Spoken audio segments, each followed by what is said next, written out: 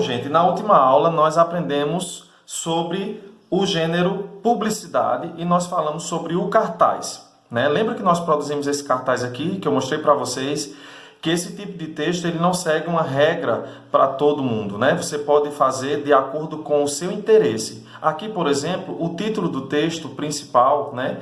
Ele está no centro e não em cima. O Fique em Casa está no centro. A gente percebeu que existem tipos de letras diferentes, tamanhos diferentes, cores diferentes.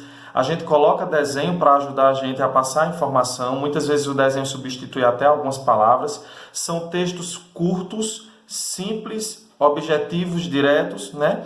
E esse tipo de texto ele pode ter vários formatos dependendo do interesse. Esse é o texto publicidade e isso aqui é um cartaz. Agora eu quero que a gente parta para outro tipo de texto que eu preciso mostrar para vocês algumas convenções básicas, ou seja, algumas regras e normas para a gente produzir um texto, tá bom? Eu tenho aqui uma folha de caderno, é que para escrever um texto, seja ele uma fábula, um conto, uma história, uma crônica, a gente tem regra. Quais são as regras?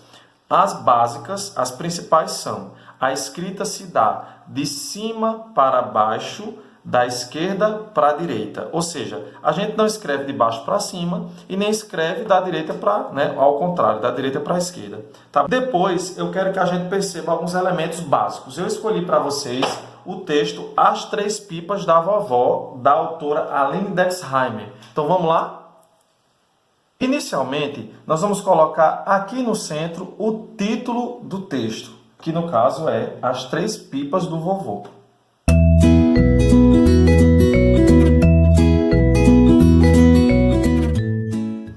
Observe que o texto está centralizado, de forma que sobra o mesmo espaço da esquerda e o mesmo espaço para a direita. Nesse caso, eu vou colocar o nome da autora aqui do lado, né, no cantinho direito. Tem pessoas que escrevem o nome do autor no final do texto, também dá certo. Aqui eu vou colocar em cima, tá bom? Que o nome da autora é Aline Dexheimer. Tá? Então agora a gente vai começar a escrever o texto. Para começar a crônica ou o texto que eu vou escrever, nós vamos também pular uma linha. E agora vem a primeira regra básica de qualquer texto que a gente vai escrever, com exceção dos poemas que geralmente começam no cantinho aqui. Gente, toda vez que a gente vai escrever um texto, a gente deixa um espaçozinho chamado de parágrafo. O texto começa com travessão. O texto dessa autora começa, tá? Com travessão.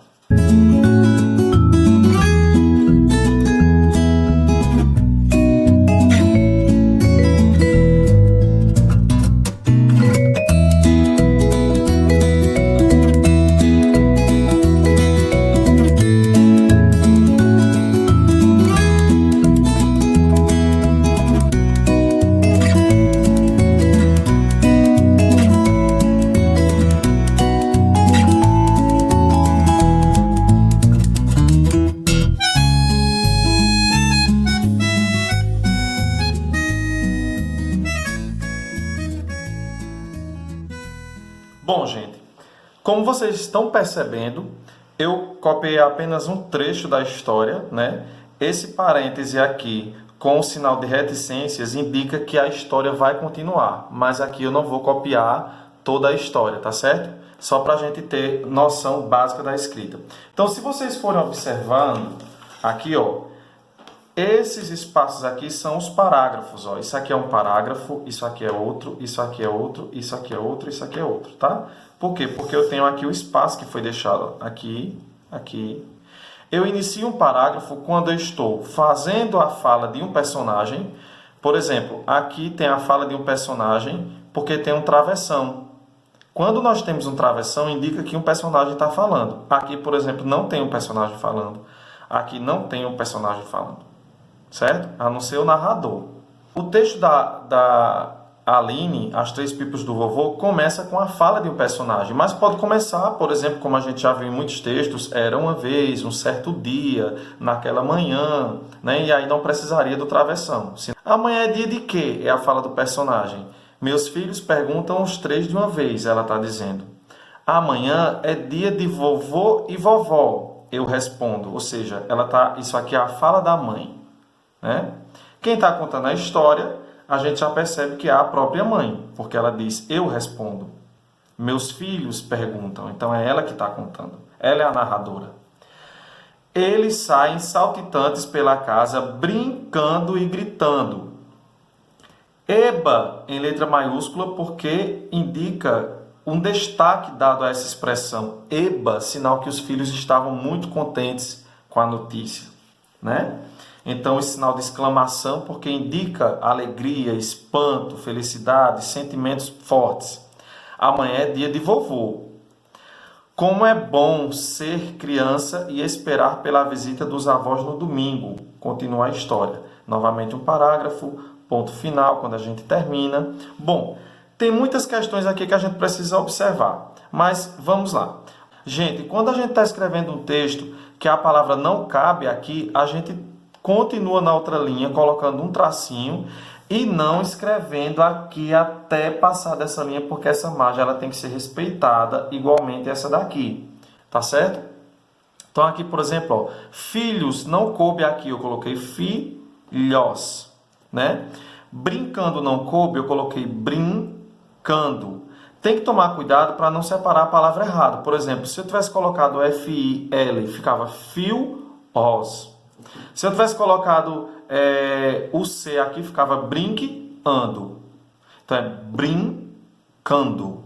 Filhos. Aí a gente tem que tomar cuidado para não separar errado também, tá bom? Observem que no final de cada frase nós temos um ponto final. Ponto aqui, ponto aqui, ponto aqui, aqui e aqui. É obrigatório ao final de cada frase um ponto final.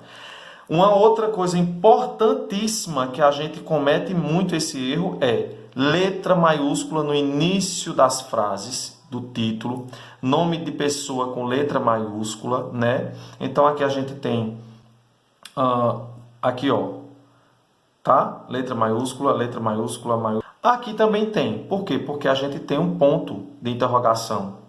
Depois de ponto, a letra também é maiúscula. Novamente aqui, letra maiúscula. Tá? Assim como a gente pode perceber aqui depois do EBA, o A também é maiúsculo porque veio depois de um ponto de exclamação. Então, sempre depois de um ponto final, ponto de exclamação ou ponto de interrogação, é normal que a gente coloque, é correto, uma letra maiúscula, tá certo? Então, eu queria somente que a gente ficasse atento para essas convenções básicas, para que quando a gente for escrever um texto, a gente tome um cuidado de não passar por cima dessas regras básicas.